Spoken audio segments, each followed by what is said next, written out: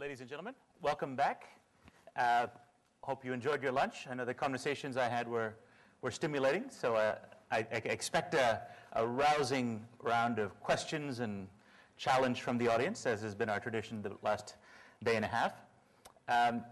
We've heard quite a lot in the last day and a half about how we're seeing Abu Dhabi look forward to taking advantage of the 21st century trends of innovation, being part of global networks. We've heard about the softer side of infrastructure in terms of educational systems, learning, leadership, and this morning. Today, now at this time, we're going to talk about perhaps the harder side of the infrastructure, the physical infrastructure, as we think about laying down the platforms that would be a fitting accompaniment to the innovation economy. What is the infrastructure that we need literally in the ground to do that, and what are the financial and other forms of getting to that itself might enable some of the innovations we're talking about. To help me do this, we have a distinguished panel who I'll introduce in order from my far right. First, we have His Excellency Falah Al-Ahbabi, General Manager of the Urban Planning Council. We have Saed Arar, Manager of Business Development at Mubadala Infrastructure. We have Dr. K.R. Sridhar, CEO of Bloom Energy. And to my immediate right, we have His Excellency Abdulla Saif Al-Nuaimi, Privatization Director at Abu Dhabi Water and Electricity Authority. Let me start with you, Falah, if I may. If I can ask, when we look at the 2030 vision, when we look at some of the aspirations for sustainability that are embedded in that document, can you talk a little bit about what are the pathways when we talk about physical infrastructure, how to achieve the ambitious targets for renewable energy, for example, for thinking about a sustainable city. And this is something I think the world is watching, because we are an urban species, of course, for the first time in human history. Really, as of the last year or two, more than half of humanity lives in cities. The trend is very clear which direction it'll be, 70% before we know it. And there's a real opportunity here, it seems to me, to learn from the best in the world, but also perhaps to leapfrog ahead. Right. First of all, I would like to thank you for giving us this opportunity to speak on this wonderful audience. And I hope that we will provide you with the information and the knowledge that we've been doing in the Emirates. As you mentioned, the Plan 2030 and planning the city, this is an initiative that the government have started in 2007, actually in 2006. And we unveiled the plan in 2007. As they always say, if you don't have a plan, you're planning for a disaster. The city witnessed a lot of projects in front of the government to expand the real estate sector and to regulate the real estate sector and to provide opportunities for the investment community. Therefore, the government established a task force to implement one vision to control the growth of the city. We've done that in 2007. September of 2007, we announced the establishment of the policy document, which is Plan 2030 for Abu Dhabi Emirate. And based on that, the whole financial sector, the investment, the social industry, the industrial sector, every sector started to work toward achieving the plan. You touched base this morning on the soft infrastructure, schools, hospitals, community facilities, all the requirements for the neighborhoods. That's also been addressed on the plan. The real estate sector been privatized in 2005. The plan gave it the opportunity to march ahead with the land use, the density, and all the policies to make their feasibility studies and projects. When we announced the plan, it was a vision. And after that, we started to lay down the foundation. When we announced the plan, there was no Reem Island, no Suwa Island, no Lulu Island, no capital district. Masdar was a greenfield. Nothing was in Masdar in 2006, 2007. Raha Beach, Yas Island. We witnessed All of that in the past 3 years. All who lived in Abu Dhabi for the past 5 years witnessed all this growth, all what happening here in the past 3 years. We also developed a set of policies, and this is where I'm going to get to the question, which is innovation, planning for growth in the future, and sustaining it. We've done an economic studies jointly with the economic department to understand the growth of the city prior of establishing the plan. For that, we understand that there is a water demand and energy demand and infrastructure demand from bridges, tunnels, all the hardcore infrastructure. Based on that, the plan addressed all these issues, all these policies. We work very closely with the water and electricity company to understand the current generation of power and the future expansion in the power sector. At the same time, the water generation and the distribution and the requirement. Based on that, the government in 2007 laid down the foundation for Masdar. We said as a government, we need to generate 77% of our energy through the renewable energies. We also started to embark on the nuclear power. And there, when the government got into an agreement with the Korean government to establish the nuclear power in Abu Dhabi, and that will add about 10,000 to 15,000 megawatt for the grid. We also started developing the tunnels, the bridges that will control and that will distribute and will help the city to grow. The major challenge in every city when facing growth is the traffic. And the traffic can kill cities, traffic can make cities successful. The plan introduced the public transportation from buses, trams, and metro to connect the network. And the Department of Transportation is developing all of that. We are seeing the first project that opened to the public was Khalifa Highway. It's a 22-kilometer highway connecting Abu Dhabi to the northern neighborhoods of the Emirate. And that highway connecting Abu Dhabi through Khalifa Bridge considered is the third link to Abu Dhabi Island. In the past we had two. When we planned Saadiyat and Yas Island, we introduced that highway. And that developed by Aldar with Saadiyat team. And the cost of that highway was about 6 billion. We also introduced a tunnel, which is Salam Tunnel. In 2007, the work has started, and now we're in the opening stage of that project, and that is another 4 billion project with 2.4 kilometer of tunnel connecting Saadiyat, the Corniche, and Abu Dhabi. We're also going to witness in a month or two the opening of Saed Bridge, which will act as the fifth connection, the fourth connection to Abu Dhabi Island. If we consider Musafah Bridge, Maqta Bridge, Saed Bridge, and the Khalifa Bridge. These bridges, in 3 years, we added double the capacity for the bridges. This is a hard infrastructure that the government committed for. On the power and water and on controlling the demand, we in the Urban Planning Council, working with the Environment Agency and the municipality, as well as the water electricity company, we introduced Istidama, which is a program similar to LEED, similar to BREEAM, but it is tailored for our climate. And the Istidama program is being implemented today as an optional, but in January 1st of 2011, it will be a mandatory. And the just program, to be clear, this is a sustainability building code. With the Pearl rating system and so on. With the Pearl rating system, right.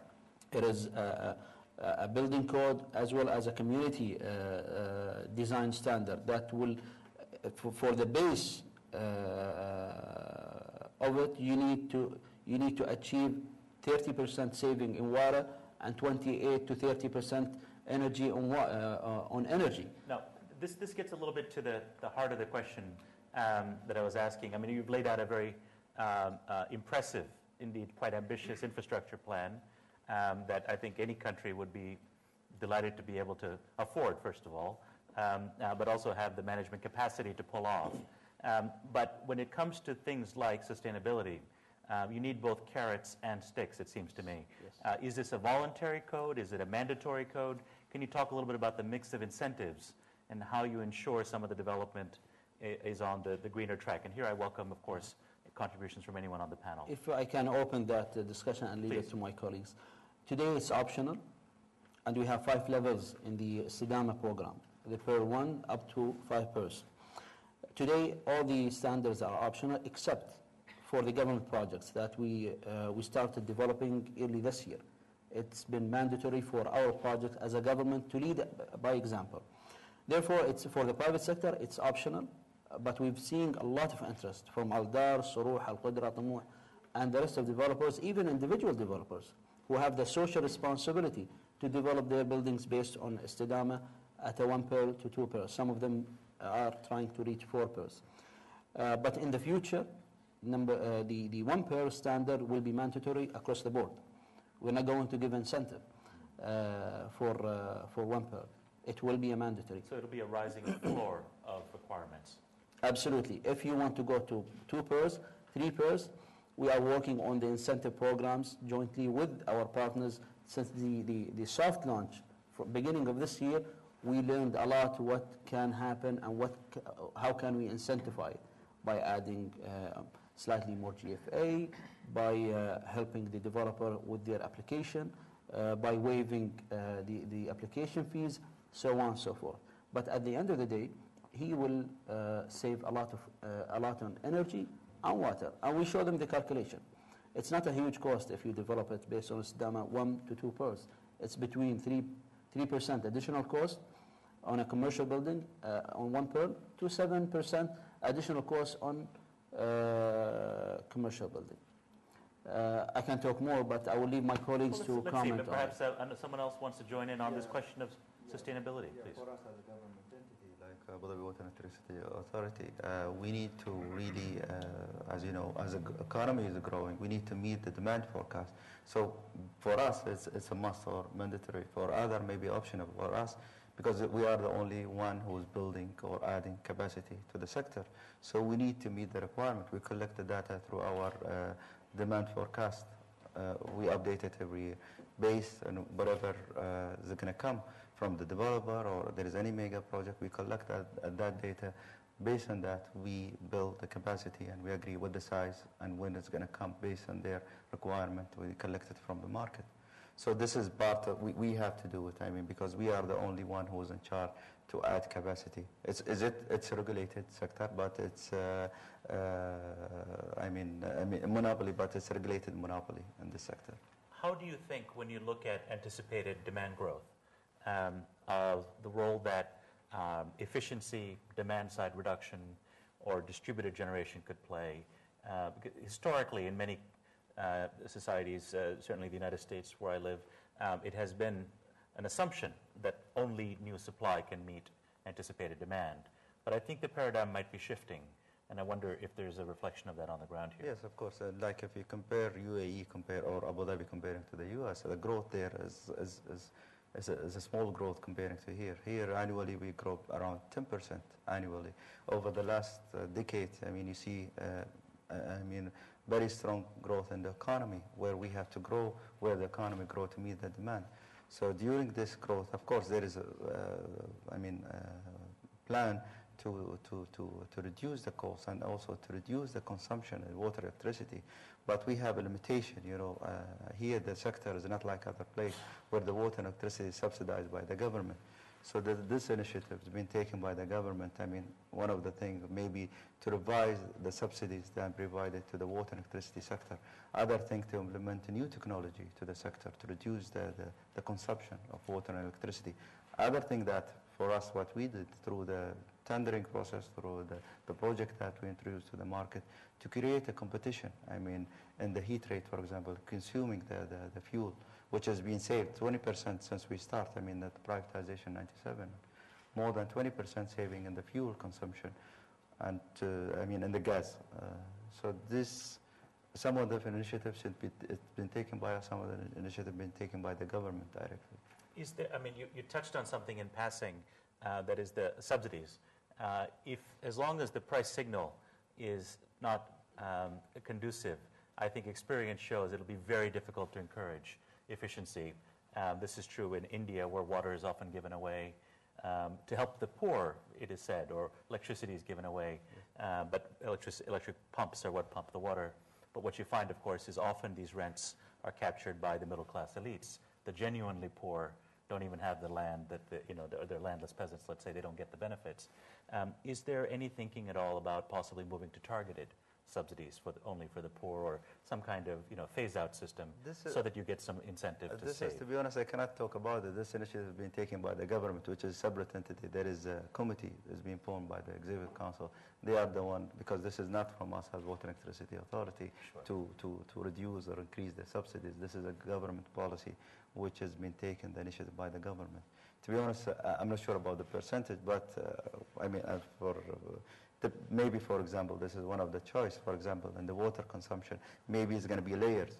First, for example, $1,000 is going to be subsidized, the others are not, less subsidies or whatever. You're going to go, the price is going to increase. This is one of the options that, but still, to be honest, I don't know exactly how they're going to do it. Sure. But there is a plan, to revise the tariff. Kia, let's turn to you. On this sort of the bigger question of a wealthy economy, one that's booming, one that's urbanizing very rapidly, one that's modernizing quite quickly, meeting that demand, what is the potential for distributed energy solutions, for rethinking the role of the grid, the basic infrastructure, sort of the broad shoulders on which economies are built? You spent a lot of time thinking about alternative ways of configuring the power grid. Can you give us some insight from your global experience as to how the future might look a little different from the past? Sure, Vijay. So over the last 6 months, because of business travel, I've been in Brazil, China, India, Russia, Europe, US, where I live, and seen it. And I can sort of summarize infrastructure in 3 big buckets. People who have the capital but don't want the infrastructure in their backyard. People who want the infrastructure in their backyard but don't have the capital. And sovereigns who have the capital and will put the infrastructure whether the people want it or not. Okay? So it just falls in these 3 different buckets. And depending on which bucket it fits in, you see infrastructure being developed or not being developed. The concern that I have comes from something I painfully experience every single day. Driving on 280 on Sandhill Road, for those of you that are not familiar, this is where all the venture capital comes for IT. I will lose my cell phone coverage 3 or 4 times driving on that highway.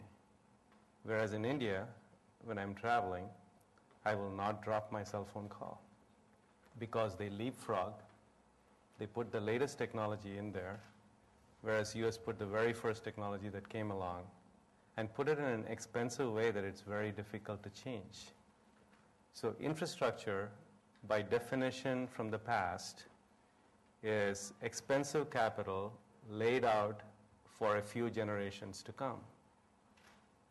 If you look at infrastructure, if you look at what is happening in every other aspect of our life, the time to change is shrinking. Whether it's your own career, within a person's living time, they're probably going to change career 3 times, unheard of. For 3 generations, you didn't do anything other than what your father did and what your grandfather did. That's all changing. So to me, infrastructure, there is going to be no doubt that it is going to change pretty significantly. How we drive, what we drive, where we drive.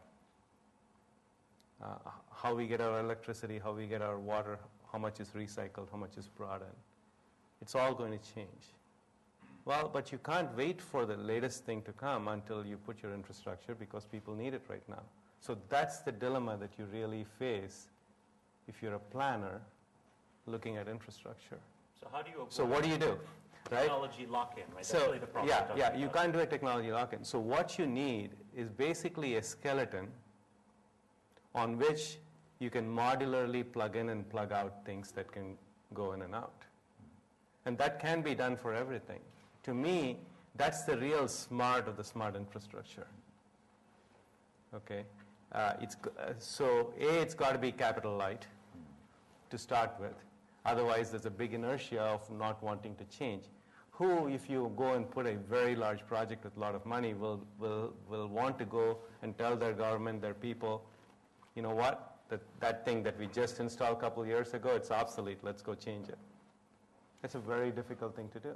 So if you put a capital light infrastructure in terms of the modules, on a skeleton on which you can put any module, then things work pretty well. If you're building an electric infrastructure, for example, something that I'm very familiar with, you have to go under the assumption that distributed generation will come. You don't need to assume what that distributed generation has to be. You don't have to divine that. But you have to be convinced that it's going to come because if you look at the analogs of what happened everywhere else. The second thing that you have to assume is that given since Edison there's not been bright ideas in these fields, and now is when, because of market demand and the change in the end of cheap energy, as we call it, coming very close to us, we're looking at this very carefully. The bright minds are working on it. Change will come. So if you don't build an infrastructure in there, assuming that that's going to come, and that's not going to take out the grid. It's going to coexist with the grid. DG, this is like saying because we have laptops, the mainframes have gone away. The reality is, yes, mainframes have gone away, but now they call data centers, they call clouds. That larger infrastructure still exists, and it is that connectivity of your distributed computing to that network that makes your distributed computing that much more effective. Same thing with distributed generation of electricity. But if you don't put that infrastructure in place right now, we'll find ourselves having to retrofit in a very expensive way. So this is a pretty powerful idea, it seems to me, that you're bringing analogies from other industries that have undergone dramatic change, pace of innovation, IT, mobile telephony, and so on. And as we actually see the convergence of these industries into transport, into electricity, industries that have historically been very slow to innovate in the last 100 years, I would argue, that in the U.S. electric power industry, for example, the average life of a power plant in America is over 30 years. The average fleet is more than 54% still from coal, pulverized coal plants that are designed in the 50s. And so, and the industry had reinvested less than 0.5% of its turnover back into R&D over the last 30 years. I mean, that is a phenomenally low rate of reinvestment into R&D for any industry. Typically, you'd see 3, 4, 5% in a standard industry. In biotech or some of the cutting-edge industries, much higher rates of reinvestment. So you're arguing as the pace of innovation grows, you're going to see decentralization, certainly the opportunity for upgrades, and you want a robust kind of skeleton. This is conceptually very powerful. These gentlemen are in the business of making it happen, and I don't see a lot of smiles around the table because your elegant conceit when it hits the ground, when the rubber hits the road, literally the road, how do you make a road that can be upgraded every 6 months like my software on my cell phone, or literally like I can swap out my iPhone for a new one? Is it even practical to do what you're talking about? And I welcome anyone, again, in the business end of infrastructure to talk about how you bring in some of this private sector ethos into public sector planning and public finance. I know some of you have worked on, maybe Saed, we want to talk a little bit about how you're trying to bring in some of the innovative culture into how you finance projects. Maybe that's a way to get into this conversation. Thanks. I think it's very important what you just mentioned. I mean, putting an infrastructure that is flexible enough to adopt and accommodate future trends is very costly. It's very expensive, and it's a challenge to the government because nobody can foresee actually what's going to happen in the next maybe 5 years possible, but 10 years is out of the question. I mean, going back to Mubadala infrastructure and what we have done, we've recognized under the government's umbrella that education and healthcare in general are big social infrastructure requirements. the government needed more than one university. The government needed more than one school, and achieving those, planning those, is not part of the government's core activity. So the best way was to attract the private sector in order to plan, construct, design, and maybe operate over a certain period of time.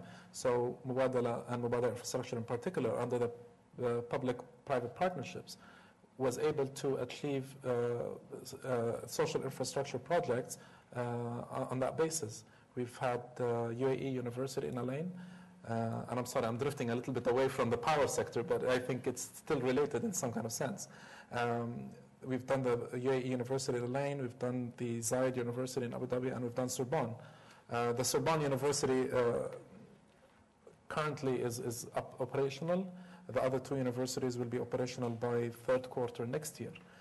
And all of these have been done on a PPP model? All of these have been done under a PPP model. No, and you didn't need the money, obviously. You didn't do PPP. Exactly. I mean, this is the catch. I mean, Abu Dhabi, with God's blessing, does not need the money. But it needs the expertise, it needs the technology, and it needs the planning capabilities. And I think that's exactly why Mubadala have approached that structure and adopted that structure, because we don't need the money. We just needed people that can actually plan for the future, back to your point, to be able to convert ideas into actual facilities and buildings, and make those buildings flexible enough as much as possible with the technology that we have currently in hand, flexible enough to be adapting future trends. Sorbonne University was a little bit of a classical university because of its curriculum, but Dr. Suleiman is here, and Zayed University, if you look at the design of the Zayed University, it's a very dynamic design, interesting, very flexible. The campus actually can accommodate more than one building. You can introduce new stuff to it, but there is a limitation. We can foresee as much as we can see today. We cannot surpass that because of certain limitations of the human mind, the human nature, and the natural evolution of the human race. So yes, flexibility can be built in there, but with a limitation, and it needs to make economical sense. If it doesn't make economical sense, because I can think of a particular infrastructure today that we think is flexible, and we pay like billions of dollars for it, 5 years down the line, that might be obsolete itself.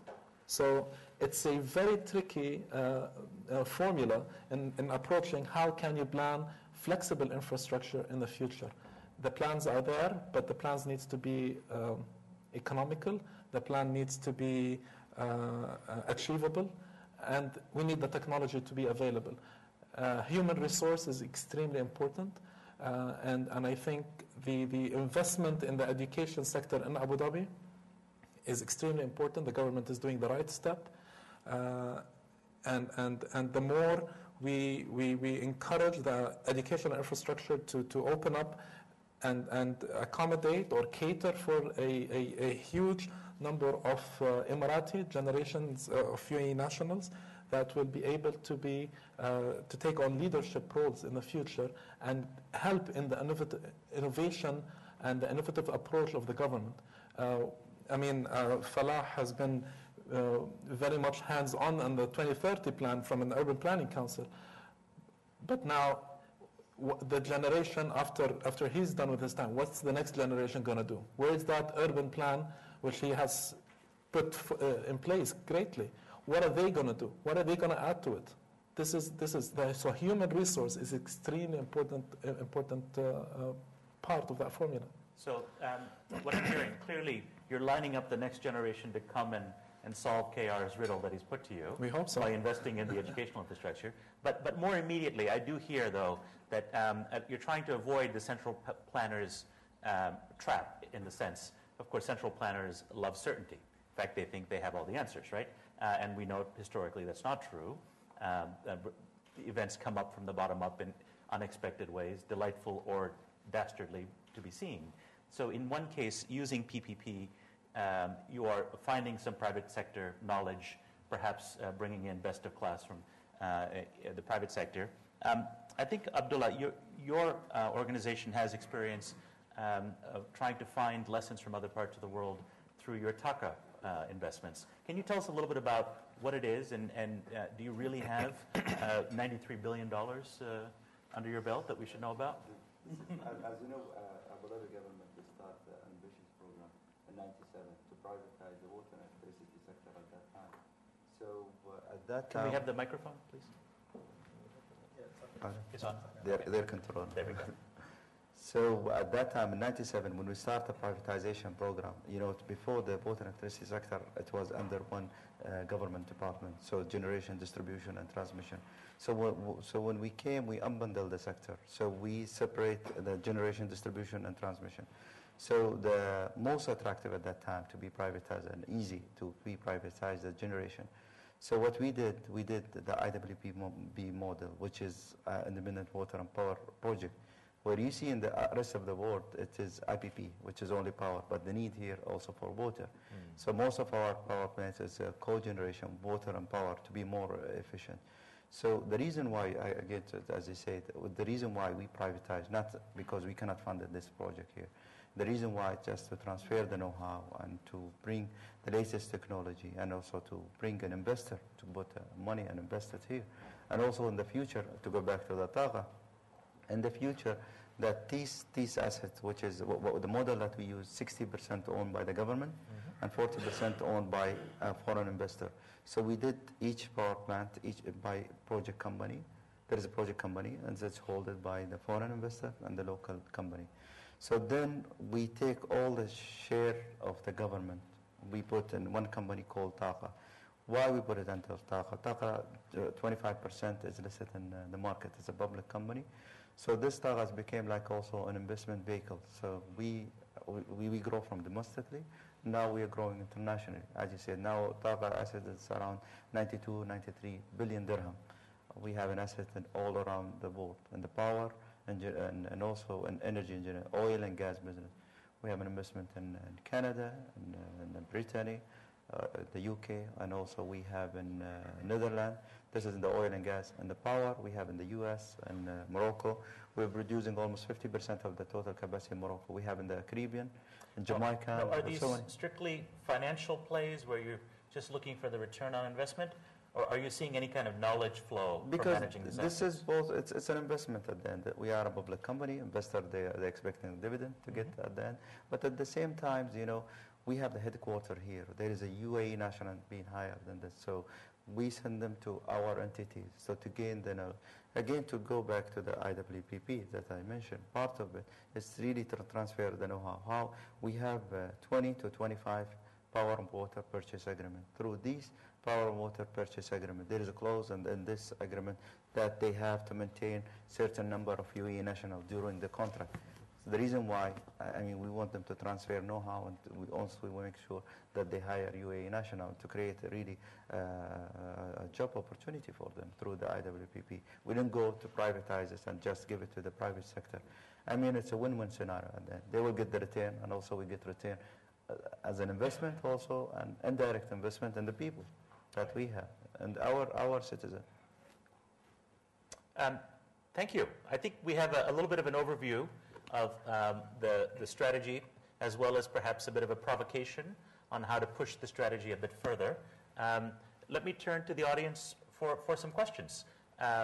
We have, as I say, a distinguished panel, so please don't be shy. Let's have a microphone around, and let me ask for any show of hands. So, gentleman in the front row, please identify yourself, sir, with the microphone. Thank you. My name is Mustafa Kakuti, Higher Colleges of Technology. May I just make a passing remark, please, about your panel? It's the first panel in this forum where we have 75% nationals and 25% expat. We're getting better all the time. Exactly. So that's nice to see. It's part of the Aspen Institute localization strategy. Absolutely. In preparation for UAE branch. Yes, exactly. A technical question, the figures you mentioned, 6 billion cost for Khalifa Bridge, that's in Durham, right? That's in Durham. In Durham. But that's not for the bridge only, but that's for the highway plus the bridge. Yeah, but It was in dirham, not in dollars. That's what I wanted to know. Really. All the numbers I gave you is In dirham, yeah. My question is related or linked to probably sustainability and the economy as well, particularly Adwiya and the rest of the institution in the country. It touches on water consumption. There is a big debate in the country. You see it in the media here in particular, that we all know it's a wealthy economy and all that, but there is a culture of consuming a lot of water, totally unnecessary. What plans do you have? Is there any future plans, apart from awareness campaign and all that, to rectify the situation? Yes, as I said at the beginning, there is a tariff also. I mean, whatever, anything free, people, they will not control their consumption. I mean, of course, public awareness is important, but public awareness, there is a limitation in the people, I mean, in the public awareness that to reduce their consumption. I mean, as you know, the water here, I mean, most of it has been used for irrigation, and the other has been used for residential and commercial. I mean, maybe through the tariff is going to be introduced, I mean, in this sector. It will really help to reduce the consumption of water in the future.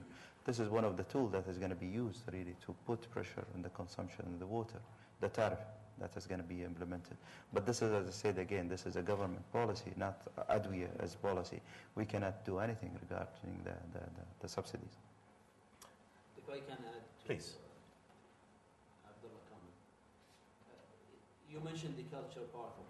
And to be honest, that's not the right observation, because my grandfathers, my father, and our parents, they always care about energy and water.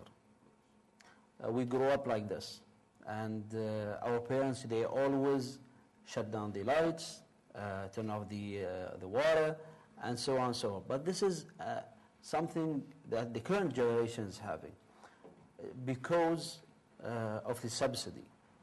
And anything that is almost free, you will use it carelessly. And the government is aware of that.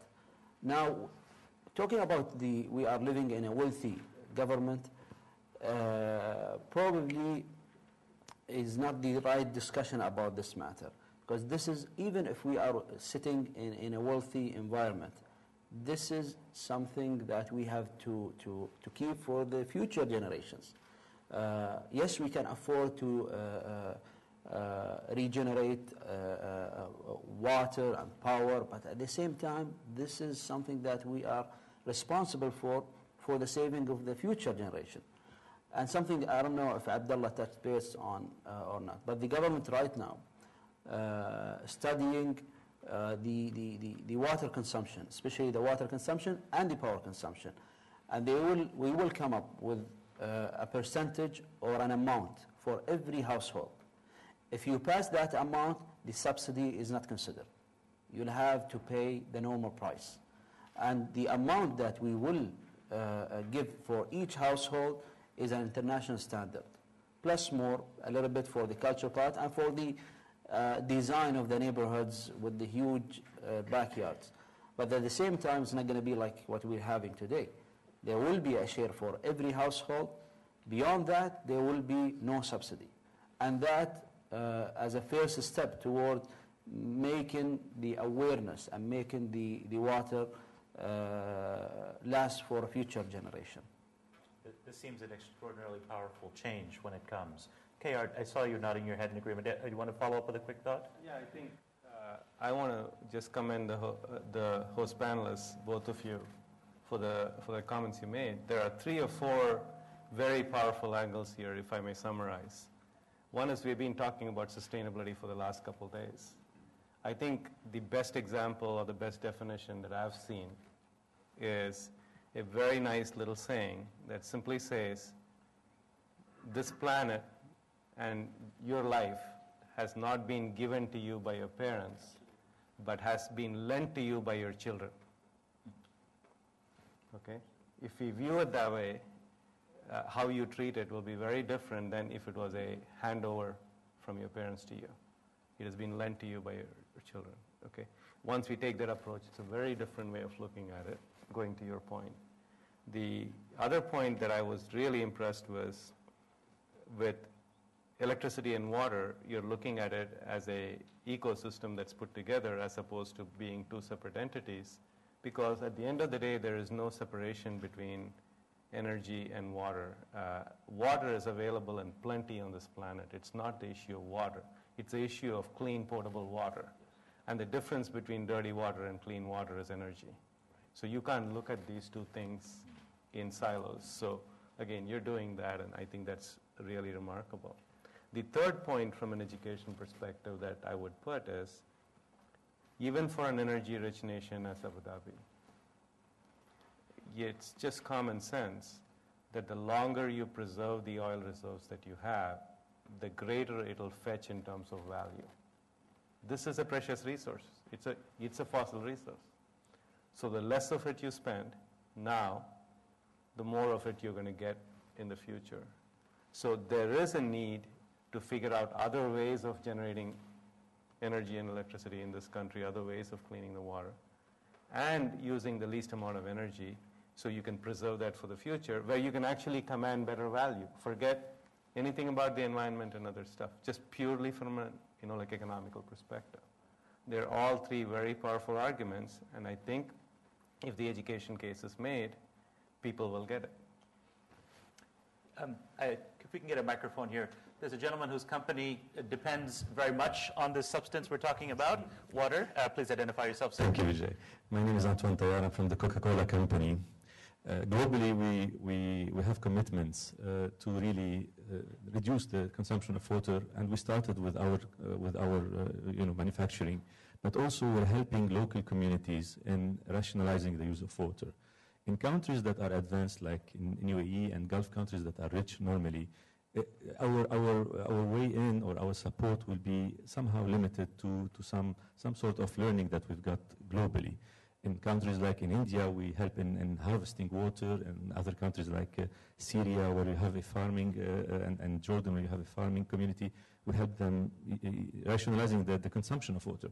But I think we're working lately with UNDP on one of the projects to use the grey water, so the home water that you can reuse, especially in gardening, especially in the country here where you have really a need to have green areas as well, to keep the level of balance and livelihood in a nice way. So is there a way, are you doing anything that would be reusing the consumption of household in this? I think this could be something that maybe we can also share with you some of the learning that we were doing also with UNDP. Thank you. Part of Istidama is to treat the grey water in-house in the Pearl 1. So it will be a mandatory for every house to use it for gardening, for cleaning, for even taking shower at one point. So it is part of it, and the document with the municipality, slowly, gradually, we're implementing it. And that will contribute heavily on the saving of water. Do you want to say? Yeah, now there is, as you know, the water has been treated. That we have a sewage treatment plant. So, but whenever you go to advanced stages, it's going to be more costly. But now the water has been treated. They use it for irrigation right now, but not for crops. So they use it for grass and others, like here in most of the greenery here you see in the city is being irrigated by treated water. To add on that, we didn't stay only on the treated water. We'll go to the landscaping. We also are looking at reconfigure our landscaping programs to reduce the required water. What is it? Using a different kind of crop. Yes, that's one system and process. We are reducing the water consumption on the landscape front, but we also have others. Today we are working with the municipalities to implement the public realm strategy that will tell you exactly if you have a street, this is the furniture for the street, and these are the type of trees you need to do, and you will be giving this much of water. And therefore, you design based on what are we giving you. It's not going to be free for all, like before, where you do whatever you want and you take the TSA and irrigate your landscape. No. Every segment in the city, whether it's a street or a park or a beach, every category will have sets of requirements. I've looked at this requirement last week. It's basically cutting the usage of water in our landscape by half. And we're doing it. Al-Ain municipality, last week, we gave them the requirement. They are reconfiguring their parks that are under design today to meet that requirement. But as I said, this will take time, gradually, probably 3 to 5 years, to see the effect of it. So it's not only taking the TSE and just throw it in the city. We have to manage the city carefully to make use of our TSE. Thank you for the excellent question. A few years ago, when Coca-Cola began to take water issues seriously at the board level, I wrote a story about some of their efforts. And the last line was, even British Petroleum, BP, may be beyond petroleum one day, but Coca-Cola will never be beyond water. And I think you could adapt that to Abu Dhabi. Even if you ever get beyond petroleum, you'll never be beyond water. This is a challenge, a resource you will always have to manage carefully given the part of the world that you're in. And I'm encouraged by some of the solutions that have been put on the table. I think the lady here had a question. Let's get a microphone to her. Thank you. Vicki Bailey. I've been listening to this panel and looking forward to it because the issues that you're discussing are so significant, I think, in the U.S. right now as it relates to infrastructure and investment in infrastructure. And I've listened to you talk about sustainability and safety issues and other issues. My comment or question goes to reliability issues from the standpoint of, we're looking at increased use of renewables and using the grid smarter. We talk about smart grid, and I'm not here to define that for you. You may have your own definition of smart grid. But from the standpoint of we need data, you said you have, 10% growth, or you've seen 10% growth. We're looking at increased growth, and this is good. This is what we want our economies to do. But our infrastructure has a certain amount of congestion already because that's how it was built. But now we're looking at increasing our transmission lines, doing things to upgrade the grid. But the issue of reliability is still paramount to some degree. We want the lights to come on. And a lot of people don't really understand how that happens, but you do. So to the extent that you have the ability to plan your system, almost not out of whole cloth, but you have the ability to really do some forward thinking. What are some of the things you're putting in place as it relates to at least give you the information that you need as it relates to reliability and not only the safety of the grid, but the security of the grid as well? Okay, good question. How are you going to keep the lights on, to put it in brief order? To keep the lights on. I've mentioned that the government adopted the renewable energy strategy and through the Masdar company. We committed 7% of the power generation in Abu Dhabi will be through renewables. And we're putting a lot of energy into it, from wind farming, from solar panels, and other technologies, of course. The technology is not mature enough. The batteries still need to be improved a lot. But this is the case around the world. And the more we invest in the R&D and the renewable energies, the more we will get out of it.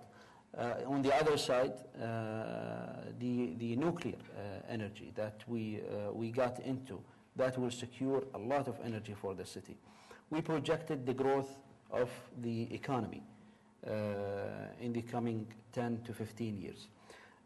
Based on that, there will be a job creation market, and there will be a lot of inflow from around the world to the city. We projected that. We put the natural growth of the city into the projection. And we came up with a percentage growth in the city and the population in 2007. Based on that, we came up with all the growth in the population, in the industrial sector, in the financial sector, service sector, and so on, the banking sector. Giving all of that, the population of Abu Dhabi is estimated to reach around 3.5 million to 4 million in the coming 25 years. And there is a calculation that I remember we worked on with the electricity company 2 years ago. I can't remember the formula, but when you have a certain population, you need to apply this formula to understand how much power you need to keep the light on. And based on that, the government came up with the strategy: we need to generate this much of power in the coming 25 years to secure the lights on and the water on for the city. Based on that, the energy 7% came along, the power and the nuclear came along, and all the projects that we are investing through the normal conventional power generation through ADWIA process. I hope that I answered your question. But let me see if I could just make sure I get the point there. Asked about keeping the lights on, as it were, meeting anticipated growth, you projected the likely consumption based on formulas and so on, and put in place a plan for a diversity of fuel supply. I think that's part of the answer as well, right? Because you answered first by talking about renewables, nuclear. What I didn't hear, and I think this is something KR may want to chime in, was thinking about ways that the formulas of the past could be changed. Because, of course, that's looking at a backward-looking paradigm where supply was the only solution. Is it possible, one can imagine, a grid that has a lot of embedded storage or decentralized energy, one that might have better systems for energy savings, demand-side reductions? If you were to have a smart grid that was, at least in the following sense, was able to communicate prices to consumers, load shift, some of the things that people who think about this. There will be an announcement for demand-side management strategy for Abu Dhabi end of this year, I believe. End of this year, we agreed that a policy that we've been working on for the past 2 years will be announced end of this year to manage the supply and to manage the demand as well. And through all what I've been saying since the start of this session about managing the demand, reducing the consumption of power, reducing the consumption of water, and it's not going to be optional. There will be an enforcement to reduce all of that. It's not going to be we need to supply the city with whatever the city asks for, but we need to manage the demand also on the other side through istidama, through the tariff system, through the new regulation for the landscaping systems, and through other initiatives. One of the initiatives probably I didn't talk about, working closely with Masdar, we are looking on putting solar panels in every house in the city. And that will generate power, even if it's a minimum at this stage, for these homes. Today we're talking very minimum power generation through that process, but in the future, once the technology mature enough, the battery can take more, the house will be less consumption of power and water. It will make it happen. We're working toward full sustainability processes like Masdar. Masdar is the model for the whole world, how to create sustainable city and how to keep the lights on without even power. But until the technology mature to that, we need to keep ourselves at the ceiling with it. Meaning we need to be up to the technology edge through sustainability, through solar panel, grey water recycling, reducing the consumption on power through the tariff, reducing the consumption of power through all the technologies Istidama is bringing into the picture.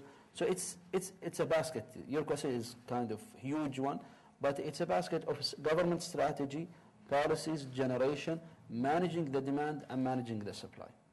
Maybe I can add to that, sustainability and reliability of the grid. I mean, the 10%, this is based on the current situation and the future projection and the growth. I mean, if these things has been introduced, this formula is going to be changed. I mean, the water, for example, if there is any tariff for the water is going to be added, will be changed. The demand side, the management, this is if it's going to be implemented, this number will be changed. But again, to go back to sustainability, I mean, all these, the 7% renewable energy initiative by 2020 by Masdar, this is being considered. I mean, to one of the security of the power and water. Another thing, the renewable or the nuclear, which has been introduced, and this is, they start the construction. The first unit is going to come 2017. This is considered in our demand forecast. As you know, the technology is always improving. The efficiency is always improving. For example, we are now trying with the nuclear, because the nuclear is a base load. So we're trying to introduce not a new technology, to improve the technology which is existing in the water desalination. For example, reverse osmosis, RO is well known. But here we don't have really, at that time, it's not really being designed for the Gulf condition, which is heat and salinity is very high. So we did a pilot plan. We shifted to a different place. We have a better data now. This is going to be introduced. We're going to build it in a big scale, which has not been introduced before. Before what we have it, but it's a hybrid. We combine it with other technology like MSF or MED for the water.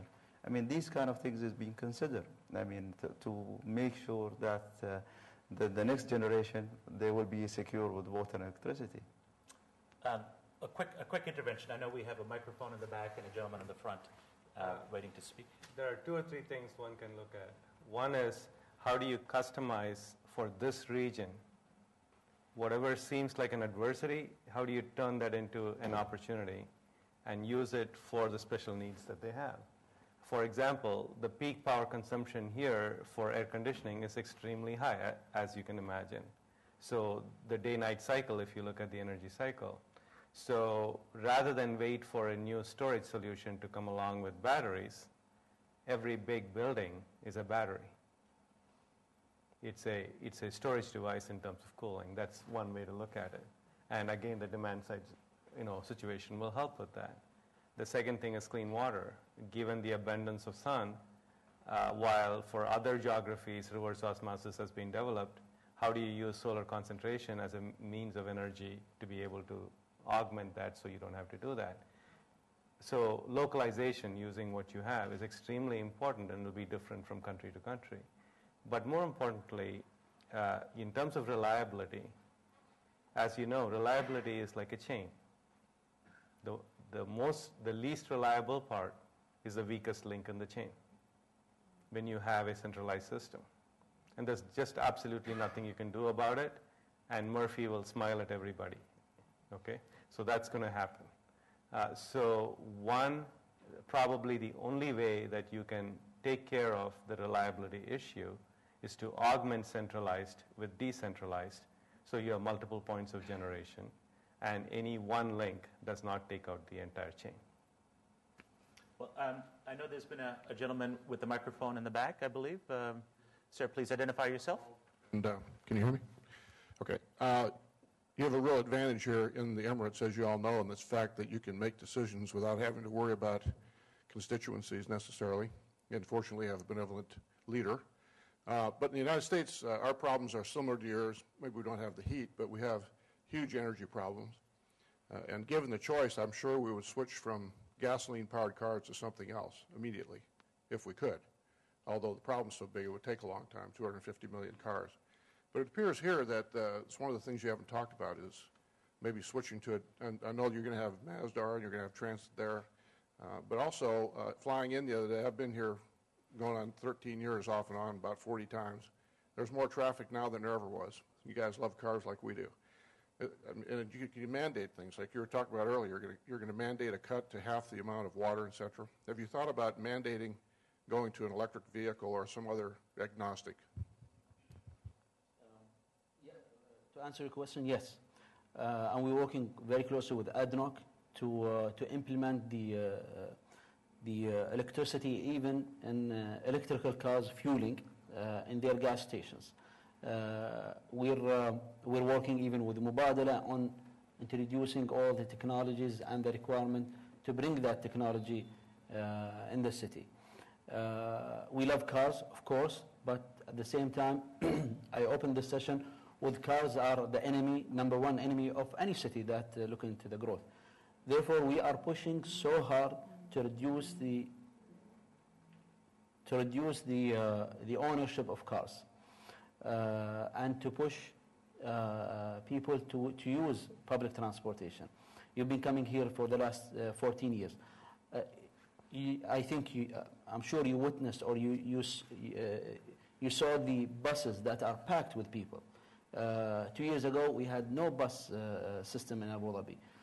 We're working very closely with the Department of Transportation, introducing tram that goes inside, through the city, inside the downtown, through electrical cables. The metro that will come in 7 years from now, it will be based on electrical power. All that will reduce the traffic in the city, reducing the CO2 emissions and using electricity.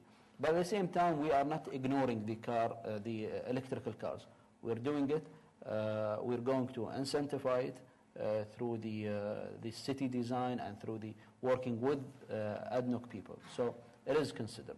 All the buses, for example, all the public transportation will be through electrical cars, even the buses and the taxis.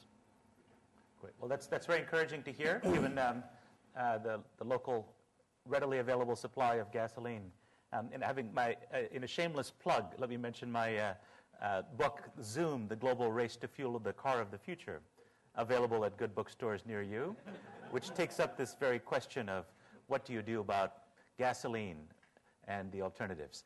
There's a gentleman here waiting, and then afterwards, I think the lady next to him. Thank you, Sleiman Jassim. Traditionally, we know that the oil used to be called the black gold, but now I think in future it's the water, it's going to be blue gold now. So we have to think carefully how we can use these resources. Most of the Gulf countries, in the Arabian Gulf countries, they have a desalination. We have tens of desalination plants from a lake, closed lake, they call it the Arabian Gulf.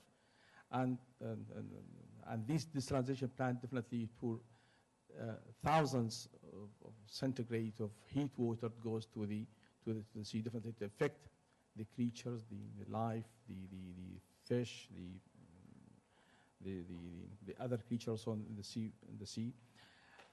We have heard just in the last few months the problem what happened in the Gulf of Mexico. Months to the companies, to the government and other people, they work to stop the leakage of oil, and definitely that affect directly of course the life in that Gulf of Mexico, and also the water desalination plant and the beaches. Consider something happened in the Gulf countries. I mean, what precaution we are going to take also in case of anything similar, because just recently also last year we had the phenomena of the red algae and the Mad al-Ahmar, and the near Fujairah and Ras al-Khaimah, and that affected the fishing life of the people there, and even came close to our desalination plant in Gedfa also. That could affect that. So we are, as a Gulf country, what sort of precaution we can take, I mean, to reduce, not to use the traditional way of desalination. I mean, we can use low cost and less effective environment in that area. Thank you. Okay. Yeah. You want to talk about that? Yeah, for us, as you know, as you said, the Gulf country, not only UAE, even from Kuwait to Saudi Arabia, most of the country, they're relying most on the desalination plant, and most of these, they are on the coast of the Arabian Gulf. But for us, for example, we have, like in Fujairah, as you say, mentioned Qadfa, we have other projects, Adwiya, we've implemented in that area. But for us, before we build any power plant, we do environmental impact assessment. Really, we want to reduce the harm to the environment. Even after we build it, I mean, we do monitoring from time to time for the marine life, for air monitoring. We have a different unit which is allocated around all our power plant. And we have our research center. They do sample all the time to the marine diver. They go to check. I mean, even when we design the discharge, which goes to the sea, the water which is have high salinity and also the heat. We are trying to make sure this is being discharged in an area where there's no marine life or no other life in it, for example, mangrove or other trees. So we are trying, I mean, some of the things are beyond our control, but we really are trying to do as much as we can to harm to the environment. And really, before we build any power station, we need to take a license from the environmental agency. Not only this is a concern for us, even the lenders or the developers, they will be a partner. They will monitor it.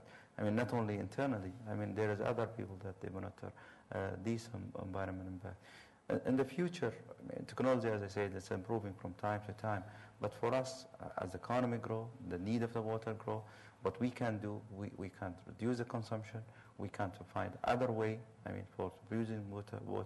But for time being, this is the only way, to be honest with you, to produce water. Collectively, this is what we did. I think we are doing the right thing here Yes. in the Emirates.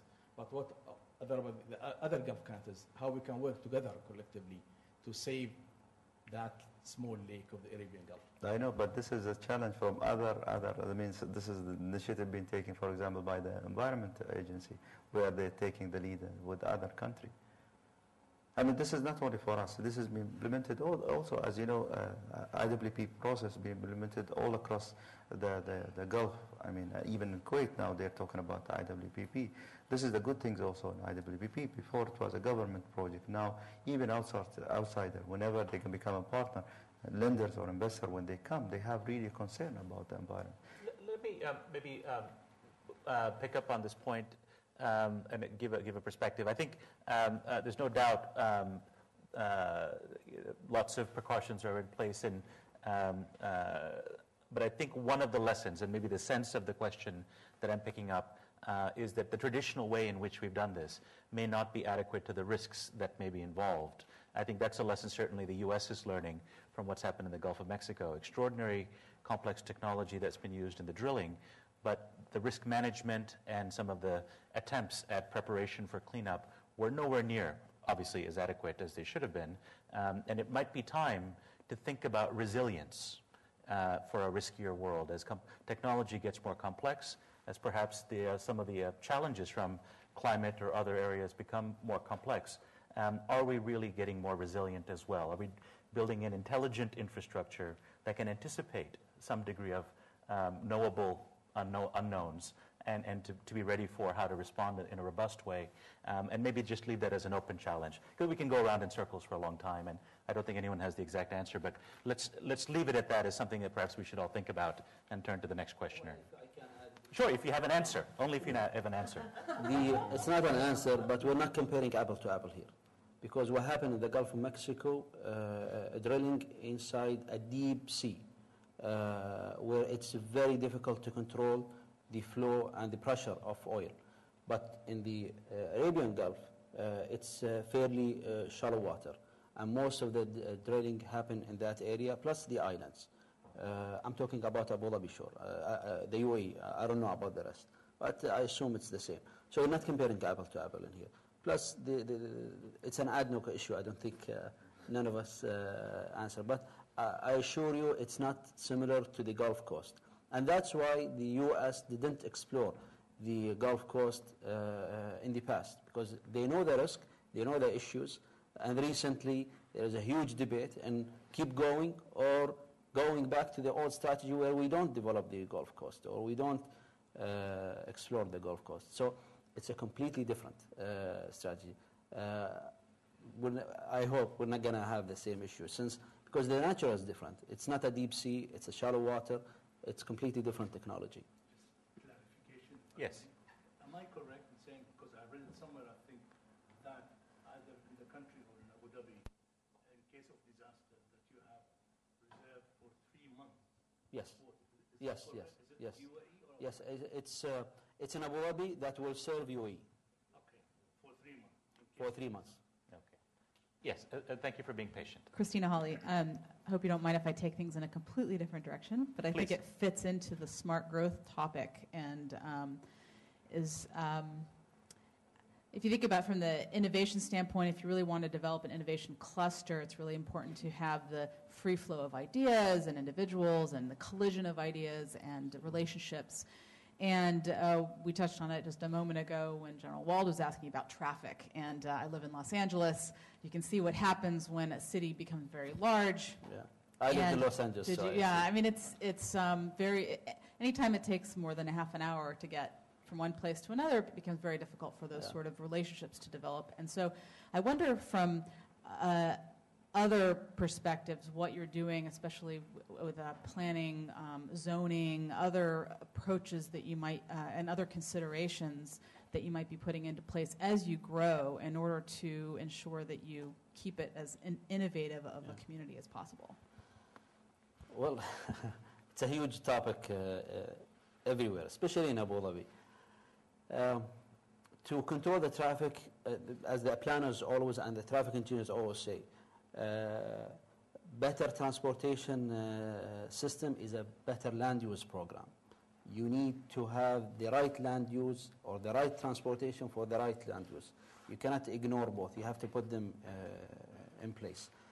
For the Abu Dhabi, I'll talk about Abu Dhabi in particular, and what we are doing to support and help the city to grow without issues of traffic. The design of Abu Dhabi is a cul-de-sac, meaning all the traffic goes inside the island, hit the Corniche, then try to spread somewhere. It's not a free flow. Therefore, we're redesigning, we're relooking about the density, the right density in the downtown, and the transportation and the jobs and the job places in the city, to move it outside Abu Dhabi, outside the city, where you have the capital district taking shape, or it will take shape in the coming 5 years. Now we're not adding any more office space in the city. We're not adding any more retail that generate a huge traffic to the city. We're also opening the grid system towards Suwa Island, Reem Island, and the Saadiyat Island. So we're trying to spread the density in a balanced manner toward the new development and toward the capital district.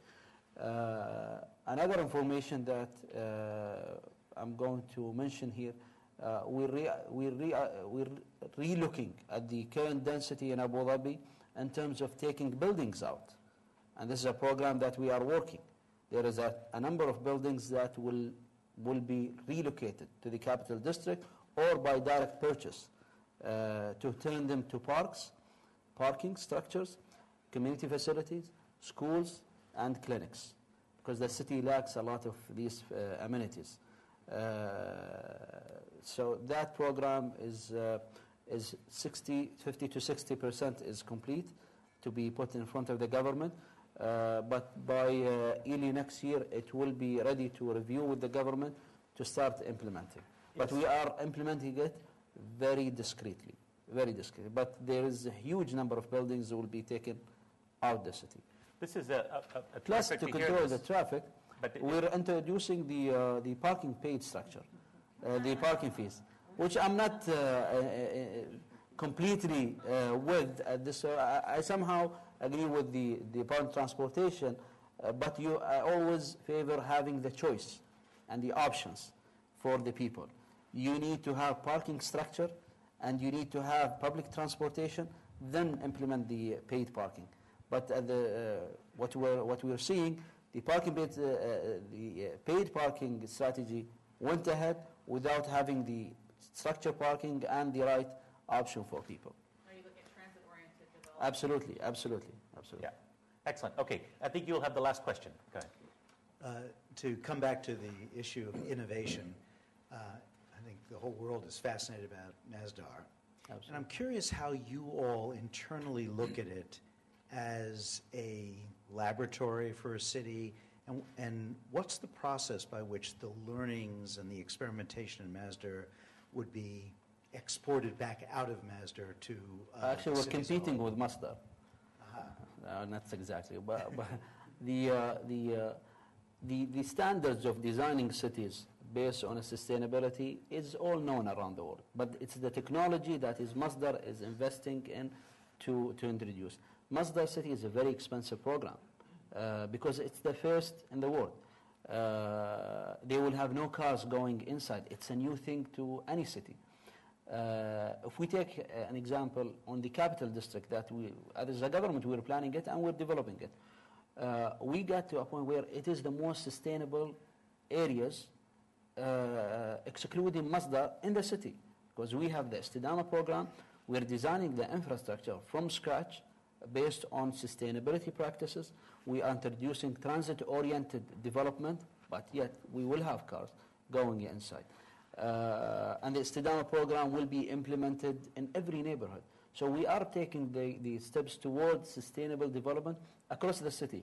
But Masdar will be the model and will be up there when we compare it to the rest of the developments. The relationship between us and Masdar, we always sit together and see the possibility in technology terms. What can we do to improve the Istidama standard and programs? What can we do to incentivize the development surrounding Masdar through a technology that Masdar is studying? Or when the technology can reach feasibility stage for a certain technology. So a lot of discussion around technology is taking place between us and Masdar. So in many ways, it's an incubator for ideas. Absolutely. That work, that can be scaled up. Absolutely. Here and presumably elsewhere in the world. I think you get the last word because we're out of time. I think, ladies and gentlemen, you'll agree with me. That was a stimulating panel. Please join me in giving them a nice round of applause. Thank you very much.